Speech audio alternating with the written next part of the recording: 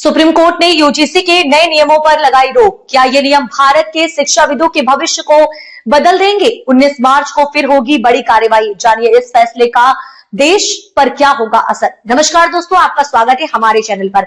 आज हम आपको लेकर चलेंगे एक ऐसे विषय पर जो देश के लाखों छात्रों, शिक्षाविदों और माता पिताओं के लिए बेहद अहम है। हम बात कर रहे हैं हाल ही में सुप्रीम कोर्ट द्वारा यूजीसी के नए नियमों पर लगाई गई रोक की। ये नियम अभी पूरे देश में विवादों का केंद्र बने हुए हैं और सुप्रीम कोर्ट ने इन्हें लेकर अब तक का सबसे बड़ा फैसला सुनाया है। सुप्रीम कोर्ट ने हाल ही में यूजीसी के नए नियमों पर रोक लगाते हुए कहा है कि ये नियम संवैधानिकता और वैधता की कसौटी पर खरे नहीं उतरते।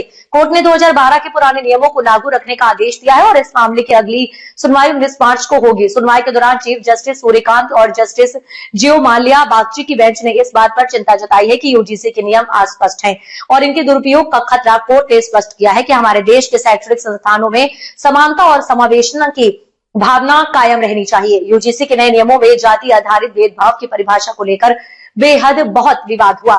इन नियमों में कुछ वर्गों को संस्थागत सुरक्षा से बाहर रखा गया, जिससे व्यापक स्तर पर विरोध शुरू हो गया। देश भर के कई राज्यों में विरोध प्रदर्शन हुए और कई याचिकाएं सुप्रीम कोर्ट में दायर की गई हैं।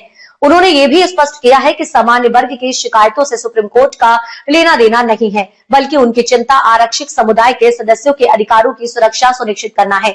दोस्तों, ये मामला सिर्फ एक कानूनी विवाद नहीं, बल्कि हमारे देश के शिक्षा प्रणाली, सामाजिक न्याय और समानता के मुद्दे से जुड़ा हुआ है। इस पर आने वाला सुप्रीम कोर्ट का फैसला हमारे युवा पीढ़ी और उनके भविष्य को सीधे प्रभावित करेगा। इसलिए इसे समझना और इसके बारे में जागरूक रखना हम सब के लिए जरूरी है। अब तक के लिए इतना ही। वीडियो को लाइक और शेयर करें और चैनल को सब्सक्राइब करें।